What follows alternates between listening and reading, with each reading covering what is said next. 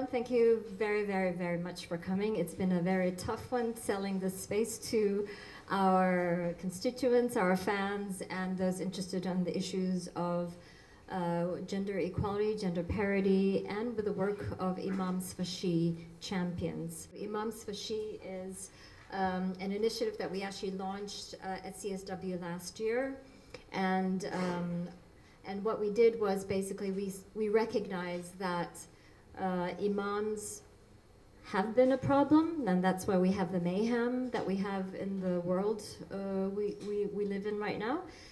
But at the same time, there are also some good imams out there who are struggling to advocate for what is right, and that is gender parity, violence against humanity, those who are egalitarian in their thinking. They too, these good imams, are too ostracized, and in times in the Muslim world they are punished, even killed. There's the article I published a few days ago that I wrote on Huffington Post, World Post, that you might want to look up, where I actually hyperlink to the imams that have been killed, who have been advocating for egalitarian and an Islam that is more just driven. So what we decided to do that, given the grassroots organization that Muslims for Progressive Values is, with our works in many parts of the world, and offices and chapters everywhere, we decided that we need to empower these imams. We need to bring them together to empower themselves and each other, and to highlight the good works. We also recognize there's a lot of injustice on the ground. So how do we counter that radical narrative? How do we empower women and girls? It is the inoculation to radicalism. And so, speaking from a language of peace and security, this is actually the next step. This is our way of preventing radicalism. It's not about countering radicalism, it's about preventing it. And we've been doing this work for 10 years and nobody seems to understand it, but now with Daesh in the background, with the Brussels, with the Paris, with all these global terrorist actions, all of a sudden the work that we are doing and the imams that we're bringing on board seems to be relevant. And it is relevant. It has been, and it should be. They are the forefront of this fight. So I'm going to introduce to you Khadija Moualla, to my left. And she is an amazing woman that I had the privilege of meeting in Tunisia last year, and we convened together 30 imams and scholars of Islam in Tunis just last month in Muslims for Progressive Values effort to establish Imams Fashi in Tunisia. Now, albeit Tunisia is, in our opinion, the model progressive country, not just a Muslim country, but just progressive in its constitution and what it advocates for. But before that, I want to give sort of a rough overview how we're going to be doing this. Khadija's going to give a PowerPoint presentation of her work and her work with religious leaders. And then what we're going to do is we're going to break up into three Sinai circles here. One is on early forced marriages, which is led by Shamsi Ali in the back. And the second one is access to education, that is going to be led by Imam Majid here on my right, your left. And Khadija is going to take on the FGM issue. Because we have an imam that was supposed to join us from Burundi, but I just got a message saying that his internet connection is challenging this morning, so that's really unfortunate. And he wasn't able to get a visa. We would try to fly him in for this panel, but he wasn't able to get a visa. So Khadija's going to step in his place.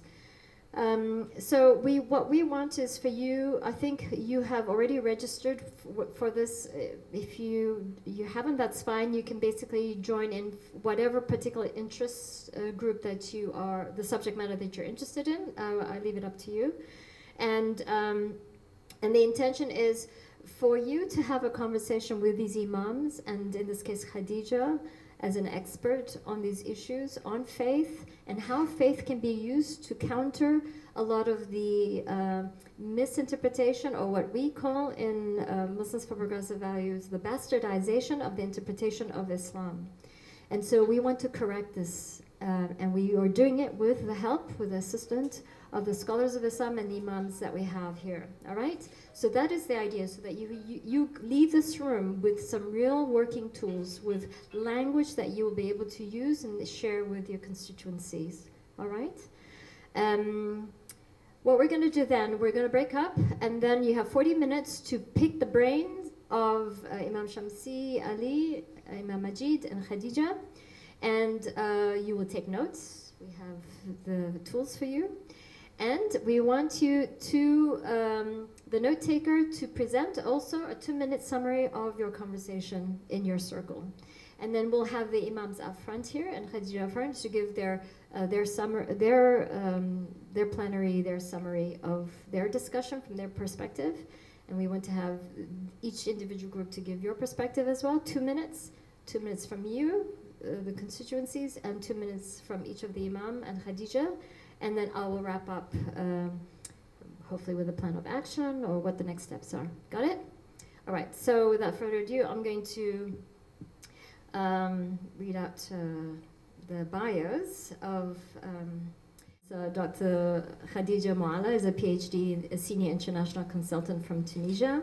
She received the Leadership Award from the United Nations General Assembly President for her work with religious leaders through the establishment of the multi-faith network Shahama.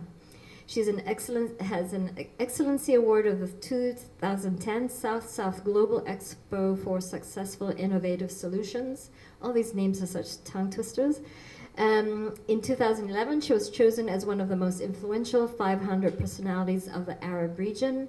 25 years of experience in development, including 10 years as a senior leadership positions in the United Nations.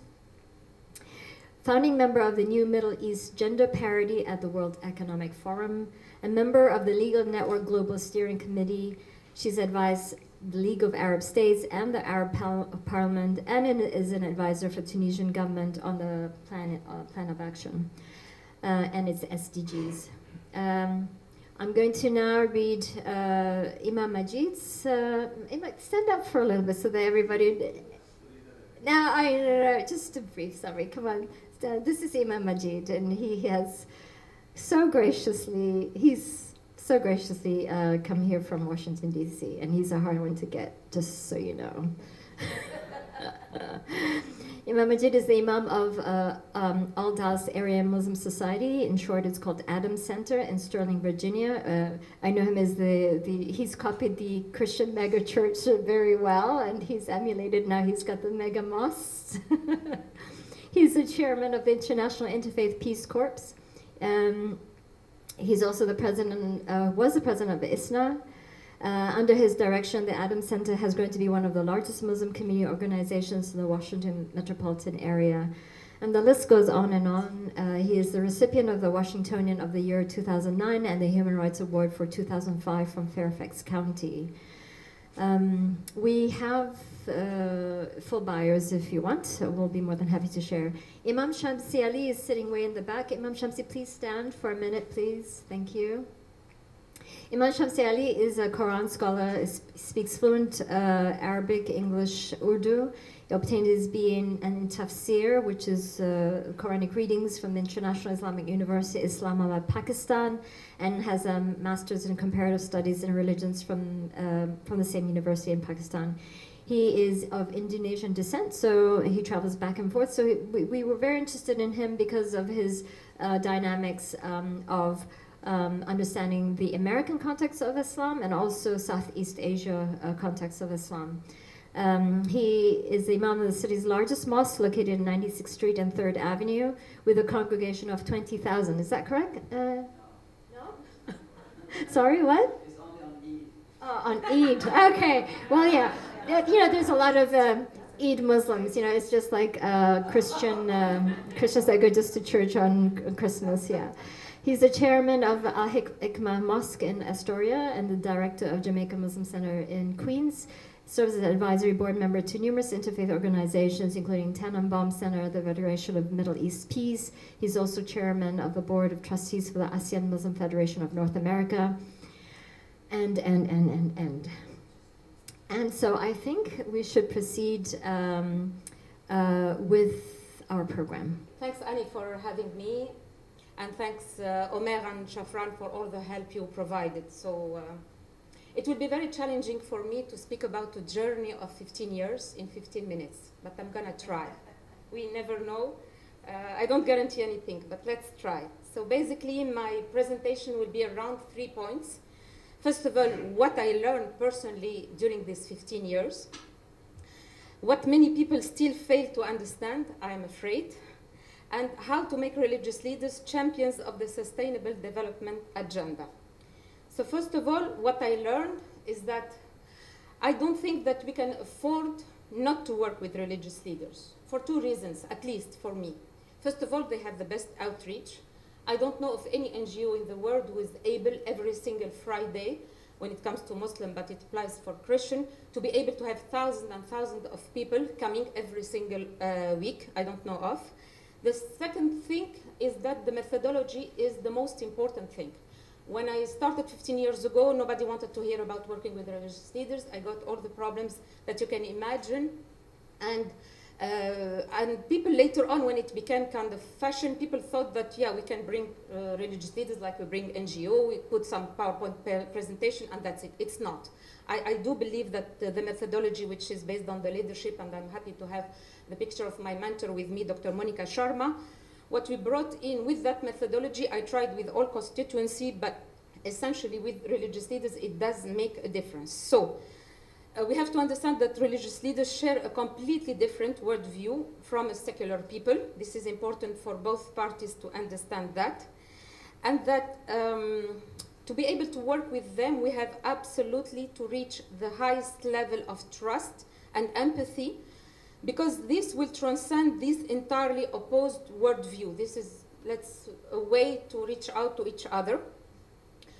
For that, I do believe that we have to be emotionally intelligent and basically to embody the value we are promoting, because really we are embarking in a journey. It means we should not be just speaking about values. We have to embody them and to understand that it's not just one-time activity, and once we don't have the funding, then we do something else. It's not. At least in my experience, it's still going on. I left the United Nations many years ago. I'm still in almost daily contact with the people I know. We are on WhatsApp. We are still sharing so many things, especially with the context that we know in the whole Arab region. So just a picture of what trust means, a priest from Lebanon with an imam from Morocco. So also we need to understand, or secular people need to operate, and I am an extremely secular person, we need to operate a paradigm shift in this way of seeing what I call all or nothing approach. Some people think that if we cannot get all the rights with everybody all the time, then we don't work with them. It doesn't work this way. It's a process. We need to take the time, and we start with the rights. It's an advocacy. It's a continuous work, and it should not be this approach. The seventh thing is that real transformation, for me, needs to come from within.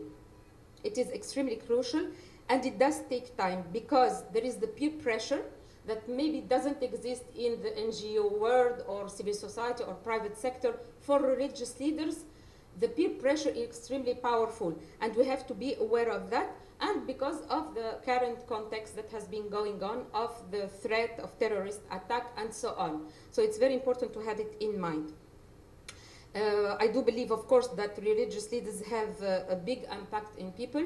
And I personally, I've been many times, people are telling me, and I've been puzzled by this thing, by secular people thinking that the fact that we work with religious leaders, we are giving them power or legitimacy or something. I personally met with the great Imam of Al-Azhar 11 times, and I don't think that the great Imam needs me to have that legitimacy or that power or that influence on the whole Muslim world. I'm not talking about the Arab region. It goes to Indonesia, to Malaysia, to all of that. So I think we have really to think twice.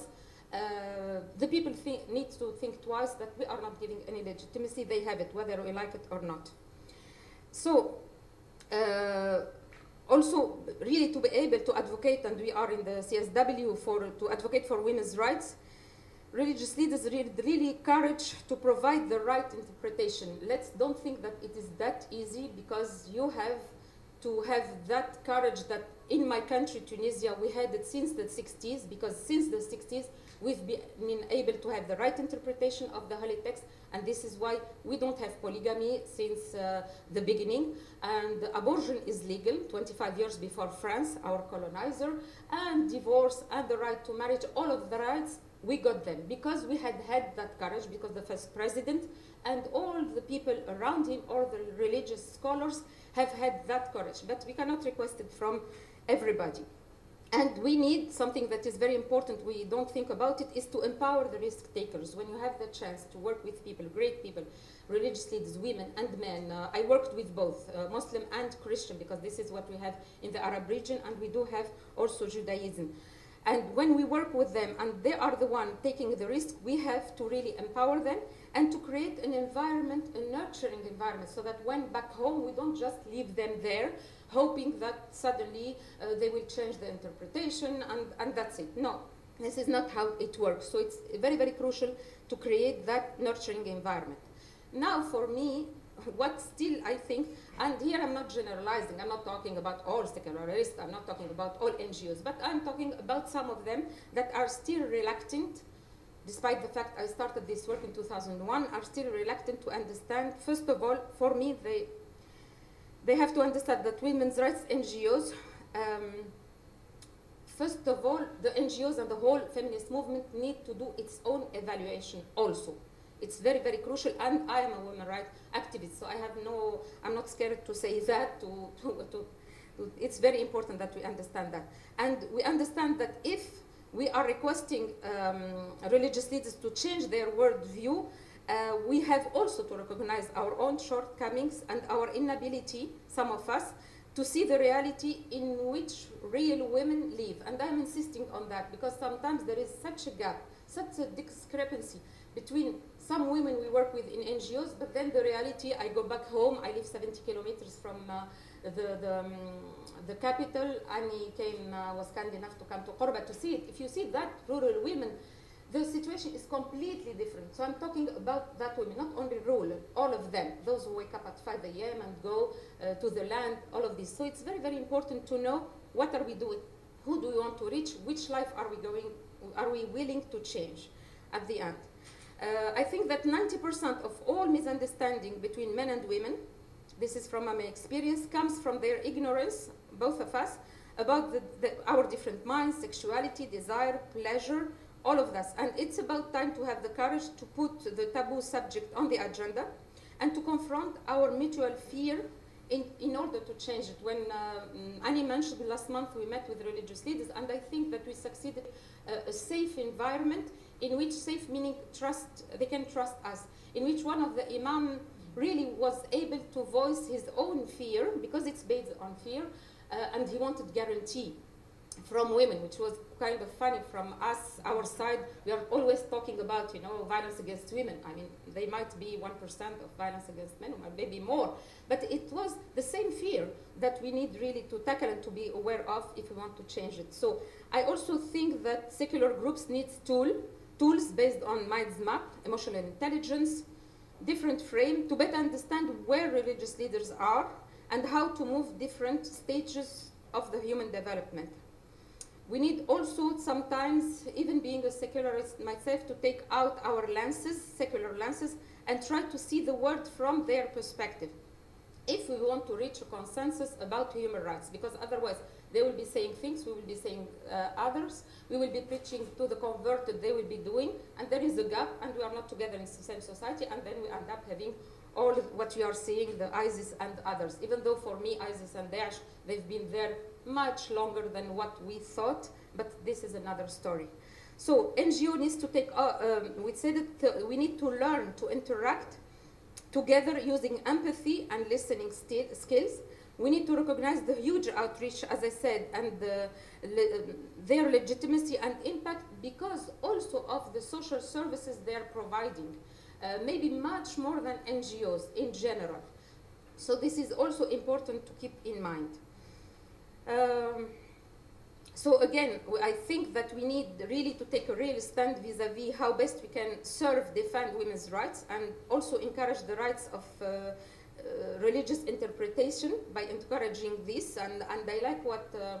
what Annie's NGO is doing is not going to the text. It's not saying, okay, we don't want to deal with these people or this religion or whatever. We are secularists, we may be atheists, and I do respect any choice. But however, this is not going to make the difference. I mean, we can win on an individual basis, but not on a societal basis. So I think that also multilateral organization needs to stop funding activities with no result impact on women, children, I mean on the whole world. This is my point of view.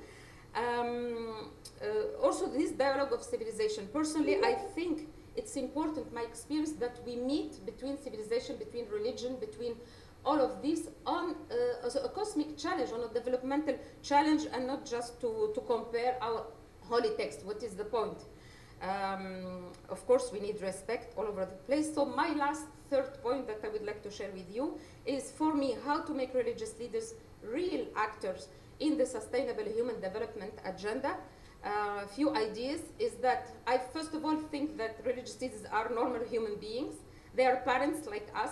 They are absolutely facing the same problem we are facing as parents with our kids. And I think this is the space from which we started, and this is the platform of trust that we can have it, and not seeing each other as you are religious leaders, I am something else. I think that we should not underestimate the power of synergy by having in the same room different religion, men and women, different denomination. All of this was extremely powerful in our experience.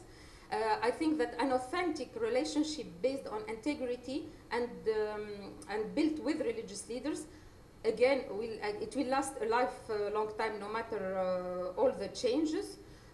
We did ensure the sponsorship of renowned regional organization, and in instance in my region, of course, it is the League of Arab States, and we've been working a lot having that platform. We need to ensure the highest religious and political leadership to ensure credibility, visibility, and impact, because unlike the civil society movement, civil society, they don't care about whatever hierarchy is there, but religious leaders, they need the green light of the highest level, and we got it from Morocco to Saudi Arabia, 22 Arab countries. We need that, you need that highest level, and this is where, as I mentioned, we've been all the time with the great Imam Sheikh Al-Azhar, coming to our big gathering, the Mufti of the Republic, the advisors of the Republic, as many representatives of the clergy as possible, extremely well established, renowned entity. This time it was in Damascus, it's the Kaftaru group,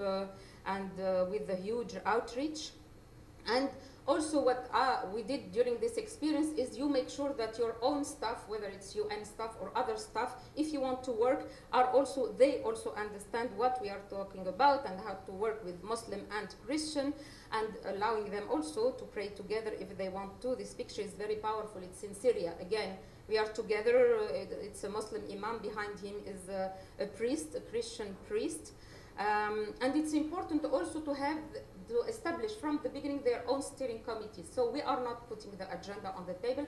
I never came with any type of hidden agenda or whatever type of agenda. They have the steering committee. They are the ones who decide and put their annual action plan. And also they decided during all these years about the hundreds and hundreds of activities we had all over the place. They can decide to be in Libya, or like this picture is powerful because you have men and women in Libya, and you know what is happening right now in that country. So maybe we'll have to wait time to see something like that in Syria, in Egypt, Jordan, in Morocco with the Rabta al-Muhammadiyya of Al-Ulama, Somalia, Algiers, Gulf countries including Kuwait, Bahrain, also in Sudan. He is a very well-known Sufi leader from Sudan. It's important also to have on your side the media religious leaders, because somebody like Sheikh Zuhair in Syria, by being on TV, he can reach millions. So you see the outreach, how powerful it is. And sometimes after we build trust, after 4 years, we've been able to have them with the other media like Al Arabiya, the big media regional. And here the experience was very powerful. If you want to enact a protective law of any group, a women group or whatever vulnerable groups, you have to have them on board. So with your parliamentarian, they need that green light. So by having this interaction, then you end up having laws that are enacted. So we will not be just speaking in a vacuum, but we will be impacting. Again, for female genital mutilation in Djibouti, it was extremely powerful. It was there. We wanted the religious leaders to tell us that it has nothing to do with the religion. So you see all these millions of women, of girls who have been subjected to that. It's not even in the name of religion. It is done in the name, but it's not true. So it's very important. It's also important to be in other forums, to have them with us at the World Economic Forum, and to have politicians, to have the private sector. We did reach out to the Nobel Prize winner Pugwash Group at some point. And finally, we have been blessed by what Annie mentioned right now, that award from the President of the General Assembly of the United Nations in 2010. And it was extremely something valuable for us. I do thank you very much. Organization. Sure. My name is Dave Colton. I'm with LDS Charities. And one of the things that I think to make any education environment work, people need to feel safe and supported. Now, this research about fathers' role in encouraging their daughters to get education is significant. What is the faith-based tradition in Islam relating to fathers' responsibilities to educate their daughters both secularly as well as religion? And what can happen? I mean, my feeling is if you have strong families, you can have environments where girls can be very, very well educated. Yes. So I'm kind of family focused, but I'd like your thoughts on that. The Prophet, peace be upon him, said, seeking knowledge is an obligation on male and female. It's very interesting. He used the word male and female because he doesn't want the Arab to misunderstand him. Not only that, the early Muslim scholars were females. The chain of transmission, they call it in Islamic traditions, of studying Islamic law, it begins with females. Unfortunately, because the history become men-dominant, they don't put emphasis on women's scholarship. They start highlighting men's scholarship. And it was one of the things that we need to be doing is to highlight the female scholarship that led to all of these male scholars. Like there's a lady by the name Amra bint Zurara. Amra, you don't have to memorize this name, it's an Arab name. But this lady taught one of the most important influential Muslim scholars in one of the school of thought called Maliki School of Thought. And that Imam Malik, he taught another great imams, scholars, named Shafi'i. And that is school of thought dominated in Egypt. The one Maliki dominated in West Africa, and in part of Egypt. And then the Shafi'i taught Ahmad ibn Hanbal, which is school of thought that dominated in the Gulf areas. But the beginnings of all of this chain of transmissions was a lady that taught all of them. Spell her name for John. Nam Amra, A-M-A-R-A-H. One word? A-H, yeah. One word. Amra. And last name Z-U-R-A-Z-A-H. Okay. But I teach this in my mosque. It's very interesting. The first man she taught, he taught his child, both a male child and a female child. His male child was not interested in knowledge, was interested in hunting and all kind of things. And his daughter became a scholar, and she started correcting the scholars and critiquing their work. Not only that, the wife of the Prophet, her name was Aisha, she was very tough with the male companions. She was saying, this is a lie. The Prophet never said that. No, she corrected them, she would go head to head with them like that. And then there's a collection of her saying corrected the male companions.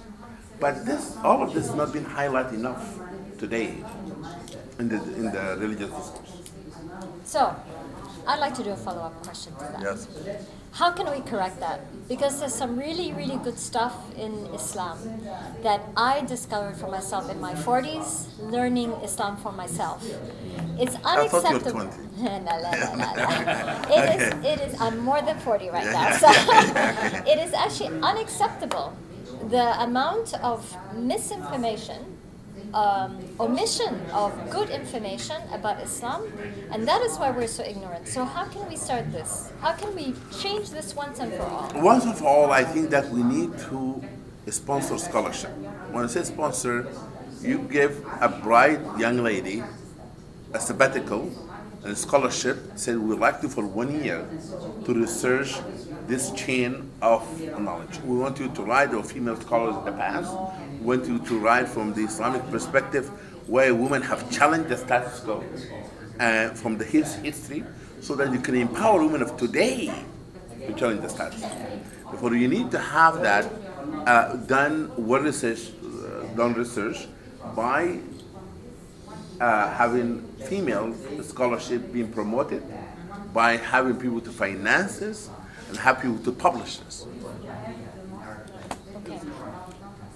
I'm Luke. I'm from the Salvation Army. I haven't thought of any questions yet, but maybe I'll come back to them.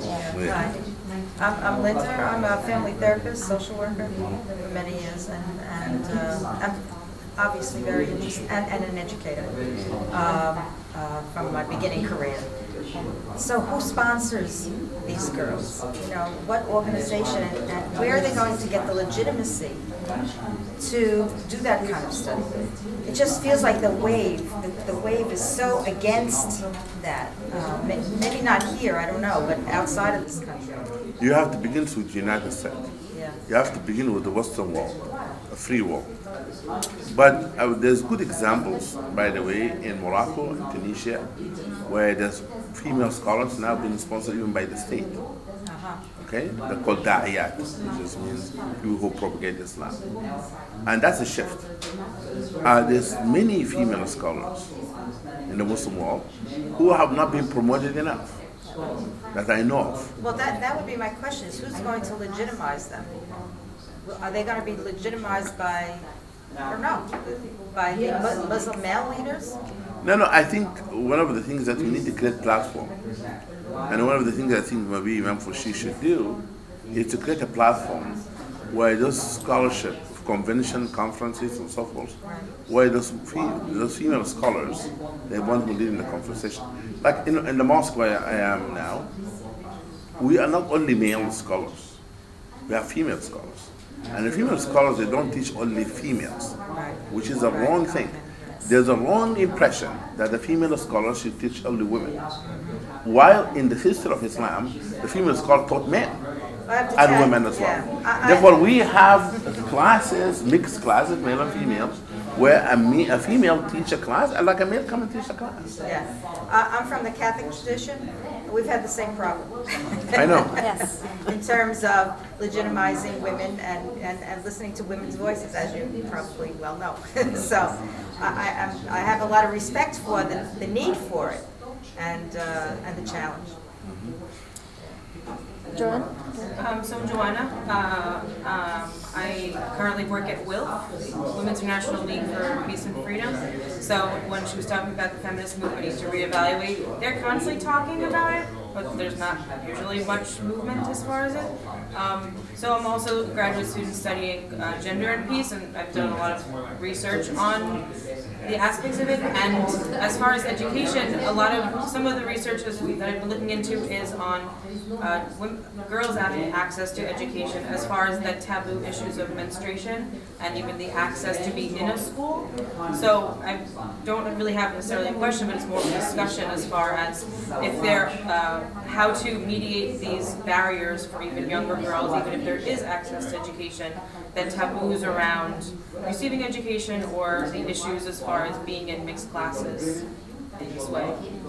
Yeah. We don't really address them. We don't really have the issues here, but in other Yeah, I do believe we have to emphasize education. The platform or the classroom have to have equal amount of access to knowledge. Whether that's segregated education, like in America, we have segregated education. You know, we have girls' schools in Washington, D.C. My point is that that segregation of education should not lead to the segregation of women in society. That's a very important point. You cannot, you know, have those go together. That women can go and have their own Wellesley school and Madeira schools and so forth, but in society, they should have equal opportunity and equal access to everything. Okay. Now, the challenge, I think, it being here in the issue of religious education. In the religious education, women are given very minimum. In some many Muslim countries, the very minimum religious education, because they know that the more they know, the more that they can challenge the status quo. And therefore, it is, you have women have PhD in secular education or a medical doctor, but she may be abused by her husband and she cannot say anything about it because her husband is using religion to manipulate her. But she's very highly educated in secular sense.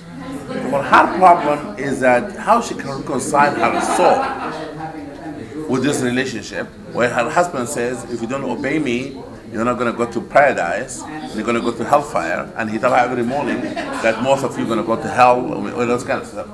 That is kind of, you know, manipulations, religious manipulation. I call it spiritual abuse. It is what women to be liberated from. Okay, and that's the challenge. Answering your question, I hope I did. I can interject. Speaking of, we were talking about access to education. You mentioned Malala, and I heard her speak on her tour when she's promoting her documentary, her film. And what I found, I think her initiatives is fantastic. And given that she was a victim of a hindrance to education, what I find missing in her initiative is using religious leaders in order to flip that conversation. Exactly. Why is she not doing that? Yeah. And she's Muslim. I'm not sure why. I'm not sure telling you why, but I'm going to tell you as a counselor, women who went through abuse and religion being used to justify their abuse, they tend to create a kind of resistant to using religion, because some of them even leave Islam. Let's not forget to be Muslims. I don't like to be Muslim because of how Islam being used against me and those kind of things. Therefore, it's very difficult for a female who religion being used against her to come and use it against other people, because most of the time she doesn't want to do anything with religion. But I agree with you, Anne, that her team should use that argument, and because to dismantle the Taliban, you have to use religion against them. Yeah. Because the more she becomes more secular, the more she gives an ammunition to them to say that why we tell you that education is not good. It's irrelevant. That's exactly. We need to talk to her together. Yeah, absolutely. I would be very happy. You got it? I'm very happy to do so. Take hands. Yes. Very happy to do that. May I speak up for her Yes, for a minute? yes, absolutely. Okay, I'm Judy Schachter from the League of I Women support Voters. absolutely her work, just so you know, yeah. But also, I'm twice your age. Well, almost, not quite. Getting there. But at any rate, I think she's young. And I think she may come around. Yes. That's why I said her team. Yeah. The team around. Because sometimes how young people feel gets changed as they develop, you know, and she's what? Not even 20 yet, I Yeah, don't she's think. 17 or 18. Yeah. Very young. So, I mean, you would expect her to have a traumatic Right. experience. And she's done a lot already for her age. So, Right. yeah. Yes. And I don't know, I think that maybe we should give her a little bit of a chance to Absolutely. Yeah. come to that, with your help, Yeah. but come to those conclusions, Yeah. you know, with some help, Yes. but by herself. Yes, yes, yes. Or talk to her father, who's No, who's in Congo. one of the things in psychotherapy to empower a person to tell him that your enemy, the weapons used against you, you need to strip them away from it. And that may be a way that to help her as well. That this is not right what they did to you in terms of religion. You can be a religious scholar. You can teach them Islam, you know. But that is maybe until she's ready for that. But that's what it is. When you empower a person, you tell them, listen, who are those people? You can teach them what Islam is. We can tell you what Islam is, so you can, you know, start talking back to those young ladies and tell them in Pakistan, and don't listen to this nonsense. The Islam promote women education, the first scholarship for women, those kind of things. But I agree with you when she's. I mean, the thing is that we have that powerful narrative in our tradition. You know, it's not like we're making it up, right? So that's the thing. You can go way back. Wasn't Muhammad's daughter the most influential of early? Yes, his wife also, Aisha. Aisha. Yeah. Aisha. How did it go from there to here? Corruption. How did it go from there, where women were so respected, to what has happened now? Yeah, let me explain to you that some of this aspect is a social environment being created by what I call post-conflict that happened in Islam, and some of it post-colonization. People have used colonization to justify putting women in the corner, putting women inside the home, and so forth and so on. Okay? Therefore, unfortunately, the people who do this narrative, I'm not going to mention particular countries since I'm on tape, but some countries have propagated books and teaching of Islam that is so backward that has really cost us a lot. Cost Muslims really a lot for decades, if not for centuries. So yeah, the what we say at Muslims for Progressive Values, myself personally, the fertilizer for Daesh, ISIL, the radicalism is Wahhabism. Is what? Is Wahhabism, and we know what Wahhabism. We know what fertilizers are made of. I did not mention any country, those kind of things. I just complete disclaimer. No, it's. But it's I not travel just the around the country. world, I can get shot anyone. But it's not just the country, it is an ideology that has seeped into mainstream Islam. Like a heresy. So I mean, the misinterpreting of Islam and make it men-dominant interpretation of Islam have really created disadvantage for everybody. Yeah. So let me just really insert something. You know, you kind of skipped a little over the question I was really looking at, is how do we change fathers? Yes. How do we change fathers? Because I think if you can get that Absolutely. taken care of. I agree with you. The conference we did in Nigeria was have male and female in the conference. And I created a debate, actually have my notes somewhere here in my briefcase, that I asked the men, why do you think a man will not help his daughters to become educated equal to his son? You know what was the answer was? Because I educate my daughter for another man. I educate my son for myself. Therefore, why should I spend money? Why should I spend money on a daughter that have had to go to medical school and another man get married her and take away? You know what I mean? But then I said, okay, that one of them was honest, said that. I said, let's take the scenario. And that's how it changed the perspective. I said, okay, this lady whom you refuse to educate was your daughter, young lady. She's going to marry a man, and then she have children with him. Those children, your grandchildren, have an uneducated mother. Therefore, your grandchildren have an uneducated mother. Okay? Now, herself will do the same cycle, that having her daughter not to be educated, and married your other, the other relative or someone of you here, or a son of you, and who is not an educated woman. What? I'm just using that psychology, reverse psychology. Then I said to them, but a person who does not have a daughter being educated violated the principle of Islamic law. Because the Prophet said you have to be equal, you have to be just with your children. And he said, you're not being just to your children, you'll be punished by God. And if you don't do that, you are in trouble, spiritually. I tell the Imam that. Then I told them that I wrote what I call them talking points for a sermon, Friday sermon. And I said that talking point, I want all of you to commit for 4 sermons a year and 4 lectures a year about these talking points. In the lecture, I want you to bring a female with you. That she will say, I was educated, I'm now professor in the university, and the benefit I got from being educated. So that it will empower the society and empower women to speak on the behalf of their daughters. Even a woman who is not educated, now she will have to speak on the behalf of her daughter to say, I will want my daughter to be educated. That's how you change the mind of the fathers. Then you know the fathers, you convince the wife to be tough with her husband, so they'll get it, and you convince the grandmother. We come to know in Africa, the person who make a decision is a grandmother, even in vaccination. I did that when I was doing this project with Bill Gates, and children were not vaccinated. We looked who make the decision, and we found one of them, grandmother make the decision. Because the grandmother has to be empowered. And then she will influence her son, influence her daughter, and influence everybody.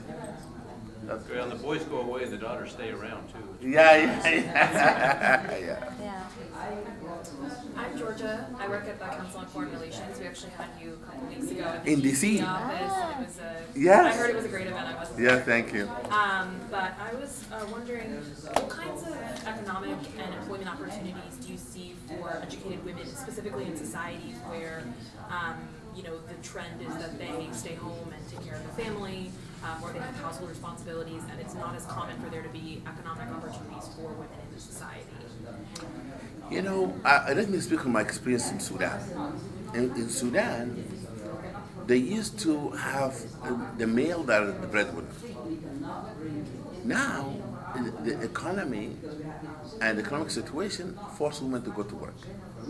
Therefore, men educating their daughters because they wanted to lessen the burden of financial responsibility on themselves, which should work in the favor of the women. Therefore, you find women, the more women in universities than men, for the first time, and more doctors, female doctors than male. Now they're getting engineering business. Now that therefore the demographic is changing regarding education big time across the Muslim world. Actually, it happened even in Saudi. The girls are doing better in school than the boys. But what is still there's a lot of obstacles for them to take leadership.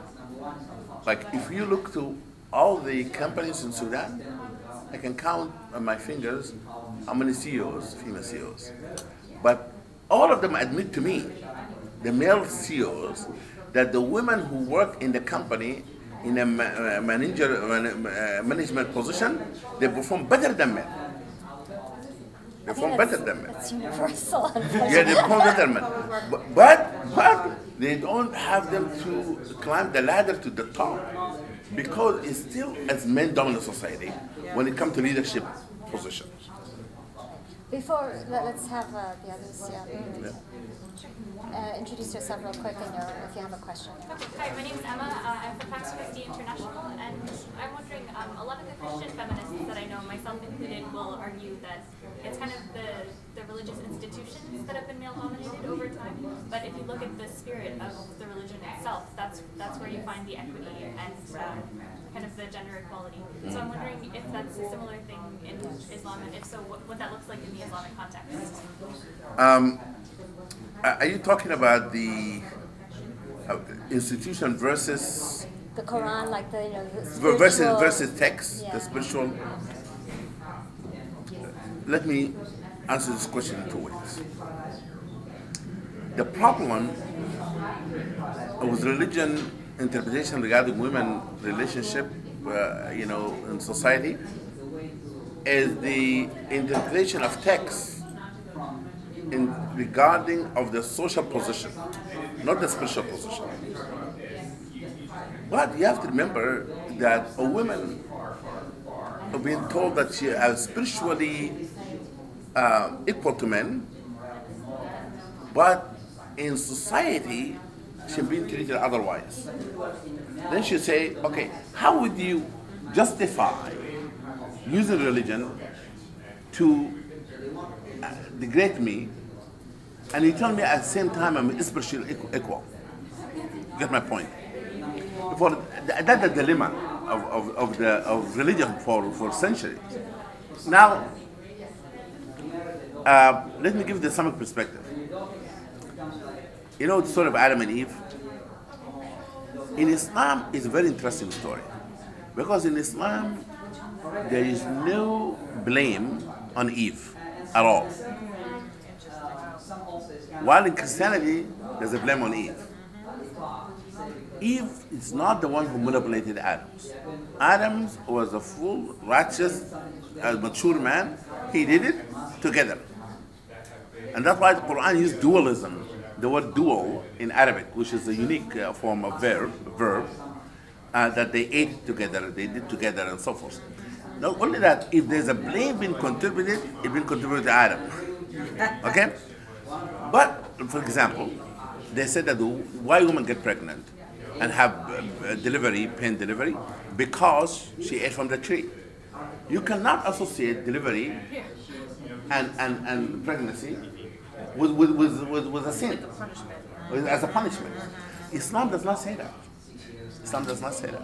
For when it comes to spiritual sense, if a woman give a woman a form of guilt that she's the reason that she gets pregnant and delivering and pain of labor because she's ate from the tree, that is spiritually judgmental. For some Muslims, unfortunately, might try to use that narrative sometimes, but the Quran does not say that at all. Therefore, when you call it spiritual equality, then you have to look at the text, how people interpret the text, and so forth. And I remember that one time I was working in DC, and a woman come to me, highly educated woman, said, "This husband of mine is miserable. He's verbally abusing me every day, and I want to divorce from him." I said, "Okay, let's do counseling." I said, "What kind of verbal abuse?" He said, "Every day, walk him in the morning. Instead of good morning, he will say, you have to behave because the Prophet said most of you are in hellfire." I said, "The Prophet said that in the morning for his wife? You're going to, what's wrong with you?" And I told him that, "Do you think the mother is going to go to hellfire?" He said, "No, not my mother." I said, "Oh, your mother is a female." Okay? Therefore, he using this to manipulate her. That is spiritually judgmental, using a text to make a person spiritually being degraded. The worst kind of form of abuse, when you use religion to justify physical abuse and verbal abuse and so forth. Using religion, because now it's multiple. It's hit you on the soul, hit you in your gut, that this person used God to justify abuse. That was it. So we have only 3 more minutes left, so can you ask quick questions? Yeah, please, sorry. Sorry, thank you so much. I'm called Sophie. I work in Uganda. Women Muslims Islamic Network. And we work with young girls. And we work with them to create safe spaces for them in school, because Muslims in my country are looked at as a narrow group, not included. So there is that tendency of degrading them because they are Muslims. So we create spaces for young girls to learn about themselves as Muslims, but we use that as a tool to share with them their rights as children, what they should be able to see beyond being Muslims. So I'm happy to hear that they are progressive Muslims that we can link up with and sharing that. Make sure you share with us your information before you leave, please. Yeah. How about you? Hi, I'm Saud. I'm a student at College of New York. I'm here because I really wanted to know women in Islam, because I'm growing up as a Muslim girl. I want to know Islam. Great, wonderful to have you. How about you? Okay. I read a while ago Raisa Aslan's book on the history of Islam. Yes. Yeah. And I was fascinated. I didn't like the middle part, which is all about who's fighting whom and where, but the beginning and the end were very interesting, and he emphasizes the importance of women in early Muslim society. Yes. Very powerful women. Yeah, We I have have, last following up, question. I think, on your question. As a family therapist, I work with a lot of immigrant families, and education is such a double-edged sword. Because on the one hand, you need to be educated to make it in this world. But my experience is that women do tend to get more educated more quickly. In this country, they get assimilated, and then the power differential in the family gets totally skewed. And the father oftentimes acts out with violence because he's so put down, so just feels so personal value. But is there that kind of sensitivity of how that's going to imbalance and what to do with it, what to do about it? That problem comes from the fact that the men being taught they are the ones who dominate the family. Right. And therefore, and he thinks that his power, it comes from the money. Yeah. And if he doesn't have the money, then he loses the power. Right. Well, here too. But we remind them that the wife of the prophet, peace be upon him, made more money than him. He worked for her actually. She was employed. He was an employer of the prophet. But that does not diminish his status in her eyes. The problem here is that either a male or female, they may have misunderstanding of gender roles. And therefore, when I counsel people like that, I said, define the role of the husband, define the role of a wife. And sometimes the problem comes from concept. When you correct the concept, then you readjust the emotional state. Because the emotional state is impacted by the perceived notion that what should I be and what should I have done, and rather than what should I have accepted to be the role. Okay? But sometimes, men abuse women who work and make money and take their money. So that says he said to her that you're my wife, you're supposed to be helping me and those kind of things. And some of them become lazy. Yes. And therefore we have to tell the women what our rights are. Yeah. And by the way, let me just tell you something very interesting in Quran. In Holy Quran, there's no a single verse. Listen to this. There's no a single verse in Holy Quran that talk to women about their rights. Their rights. Their rights, not one. Not a single verse. You know what to whom talk to? All the verses in the Quran talk about the rights of women talking to men. Why?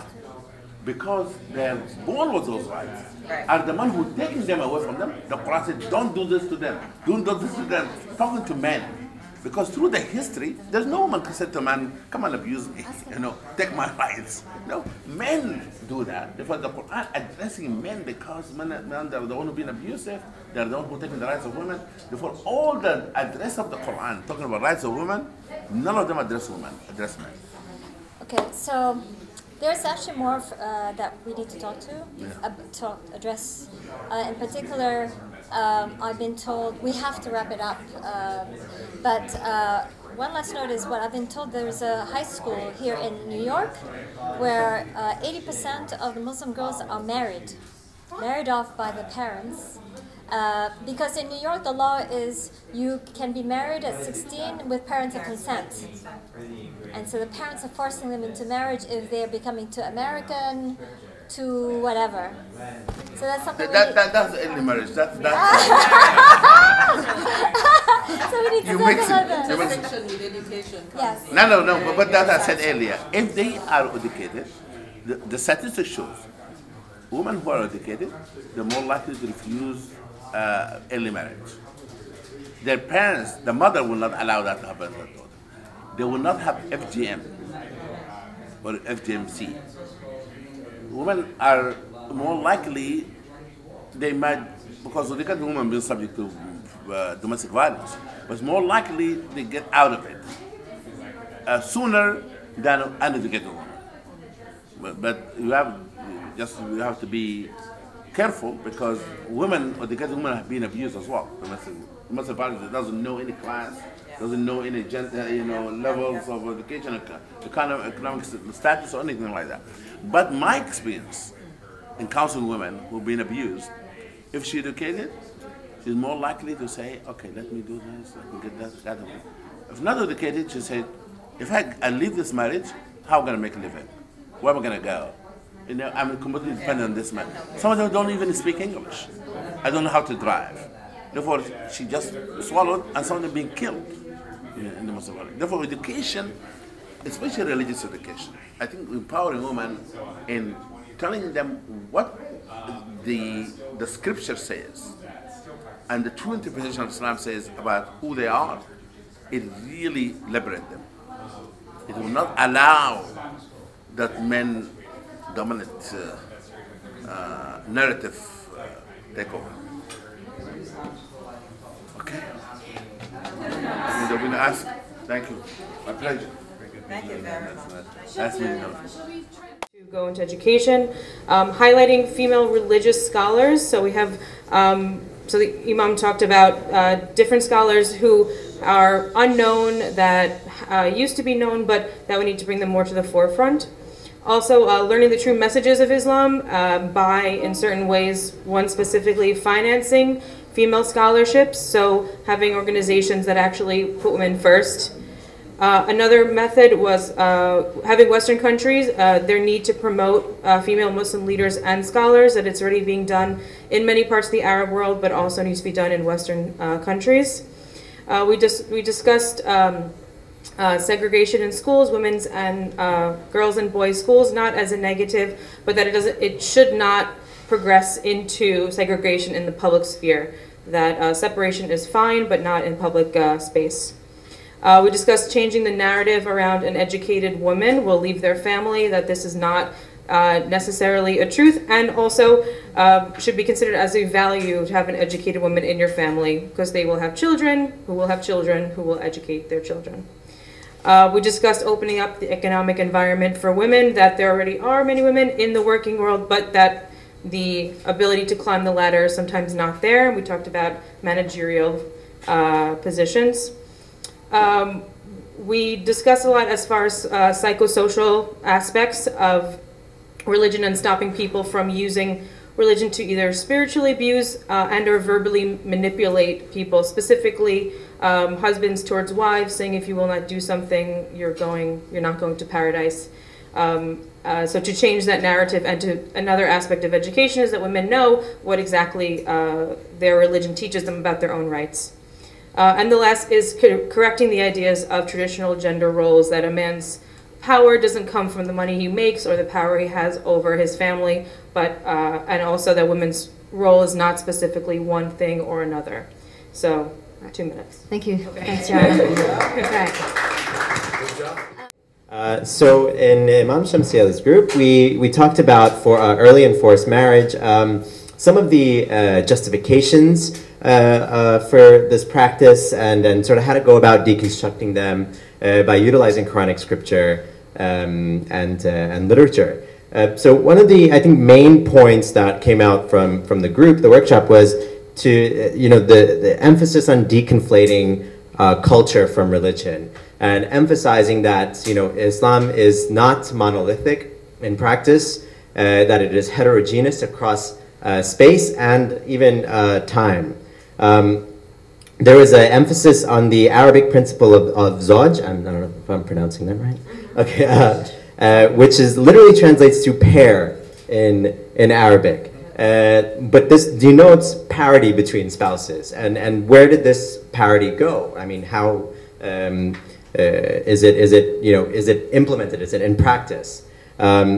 Again, we talked about agency and autonomy, and in the Quran it says, the spouses should be of sound and mature judgment. Furthermore, we talked about some of the justifications of forced marriage and what some religious leaders will emphasize to justify the practice.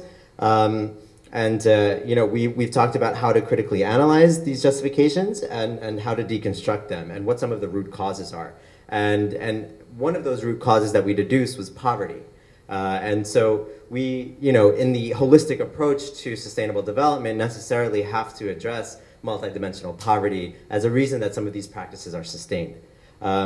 Furthermore, I was very keen on making this sort of interlinkage with the SDGs, the Sustainable Development Goals, and how this sort of discourse, this faith-based advocacy, Islamic critical analysis of Islamic scripture, could be used to promote the SDGs and even be incorporated into follow-up and review paradigms at the national level as well as the global level. Yeah, I think the last point here is aligned with the first one, but there are certain communities and faith leaders who would manipulate faith language and misappropriate scripture, but this occurs across all faiths, and this practice is, of course, something that we need to hit on the nail and we need to thwart. So that being said. Hello, so our group talked about FGMC, and I'll go through it quickly. One of the first issues we talked about was whether FGM actually has its roots in Islam, and we talked about that it's a pharaonic tradition, it predates Islam, and it's not practiced in all Muslim communities, and it's also practiced in other communities of different faiths, such as Christian communities, so that really shows that it doesn't really have its roots in Islam in particular. And then we also talked about a few different approaches on how we can actually work to combat this practice. And having imams that are really champions against this practice can be really effective. And we need to get more imams and other religious leaders on board by really educating them about the roots of FGM, that it isn't really an Islamic practice or religious practice, and also bring scientific evidence to highlight really what the impact of FGM is in terms of physical and psychological consequences, and really showing that it doesn't have any medical benefits, but is actually very harmful. And we can also use a range of other approaches to make sure that there are very holistic and comprehensive efforts to address this. We can use international human rights law and make sure that's implemented at the domestic level, as well as having laws and policies in place to prevent the practice. But we also need safe spaces for people to be empowered to speak out against the practice and stand up against it, be it men and boys, or women and girls who may be at risk, or mothers trying to protect their daughters, or religious leaders wanting to speak out against the issue. And generally those holistic approaches really need to be used hand in hand. So, that is very good to start this conversation, but you should not end here. You should take it to the next level and you should develop more strategy, whether it is issue of education or women health. FGM could be under women health, because and you have the issue of early marriages, the issue of women's social issues, and the issue of education is the core of all of them, that the group bring all of them together. I'm very glad to have this opportunity to be with you. God bless you. Also, in 2 sentences, just in following my imam. Number one, I think the issue they are talking is not in particular just Islamic issue. Talking about FGM, for example, Ethiopia happened to be a non-Islamic country, but it might be the largest FGM practices in the world. And so, unfortunately, sometimes when we talk about these kind of issues, related to our religion, so number one. Number two, the importance of differentiating religion and culture itself. I'm an Indonesian American Muslim, and with all due love and respect that I have with my imam here, it doesn't necessarily mean that all his opinions about religion is necessarily relevant to myself, because it might be have certain cultural influence in his opinion. So not everything that Saudis are practicing are Islamic, inherently Islamic. Not everything that what is called Sharia in Saudi Arabia is Sharia in America. So I think we have to be very clear on this particular issue as well. Thank you very much. I would like to say that this is a conversation that we do like to continue, and I think what we are hoping to do is to strategize with other imams throughout the world. I want to particularly thank Imam Bukuru from Burundi, and they are our partner there, Imams Fashi Partner, an umbrella organization of 26 imams that we are working with in debunking much of the misogyny and gender biases in Islam there in Burundi. So we want to keep building this initiative. Imam Swashi, keep bringing on board Imam champions, and I thank you, Imam Shamsi Ali, Imam Majid, and Imam Bukuru and Khadija. Thanks for contributing your wealth of knowledge and experiences to this conversation. And for all of you, I hope you will sign up to our mailing list, and we've got your emails. We'd like to have you stay in touch with us and to share the work that we do. I think this is very important for you to spread the word of our work. And we would be happy to also take pictures of the notes that we took and then share that with you in the mailing list, if that's all right with you. Yeah, so I'm a fellow at Peace Women, which is an organization part of WILF, Women's International League for Peace and Freedom. But I am also an NYU grad student studying peace. Excellent. So. Excellent, excellent. That's great. So post-event reflections, anything that you've learned, anything that you can extract, maybe something perhaps you could take back to Peace Women or WILF and then sort of embed in your advocacy with them? Well, I mean, this is very interesting to talk to one of the imams. We talked about mostly education and girls, and that a lot of it is just a misinterpretation of women's roles and women's rights as far in the religion.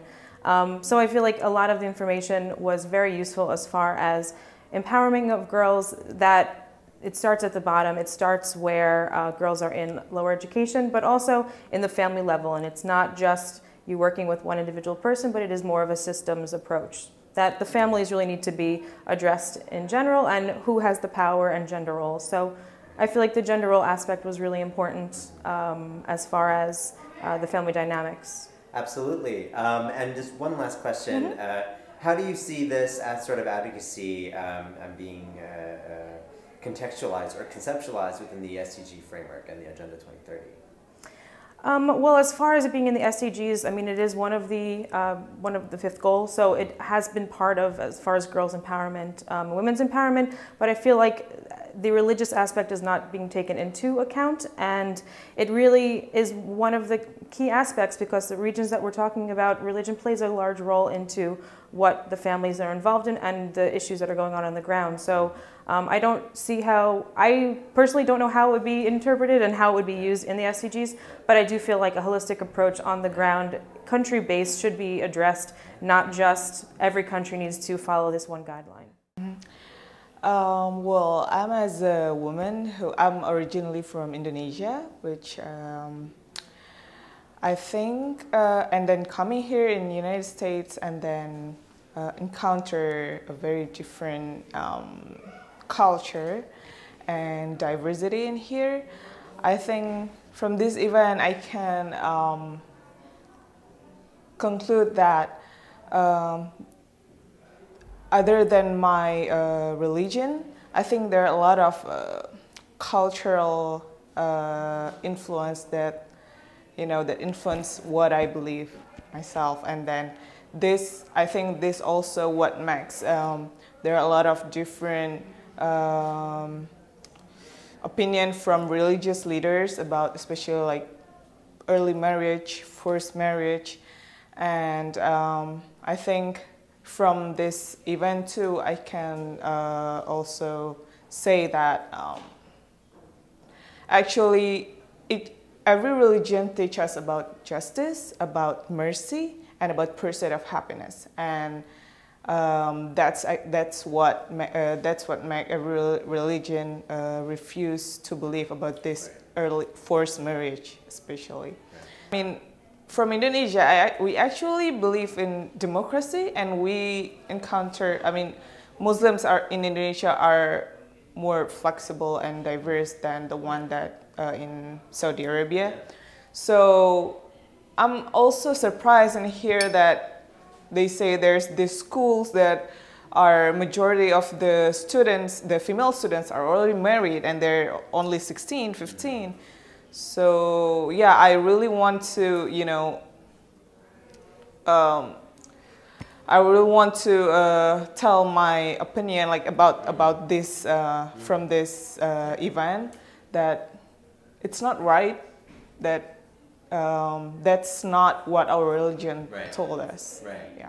Sophie Chagulanyi from Uganda.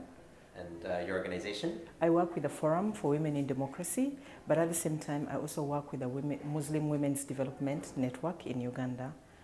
I think it was a very important opportunity for me to take part in this particular session. One, to share as a Muslim woman my personal experiences and the restrictions I've been so much faced with right from growing up to now, but also to link up with progressive Muslims out there who can use scripture as well to interpret it progressively from a rights perspective. Right. And for me, I think such spaces and such discussions are very opportune if you're to continue the discourse and if you're to really work around the narratives, because the narratives inform so much of how we behave, how we act, what we do and what we don't do.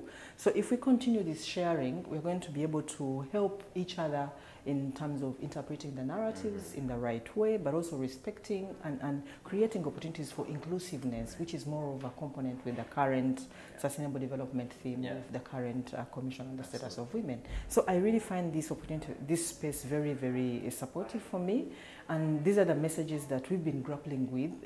In my country, you find that Muslims are another community. It's a Christian country, yes, but even Muslims themselves don't feel they belong to that community in many instances, because you seem to be having a certain way of the way you do your things, it's a certain order, and then the Christians have another order, so you seem to be different, you know.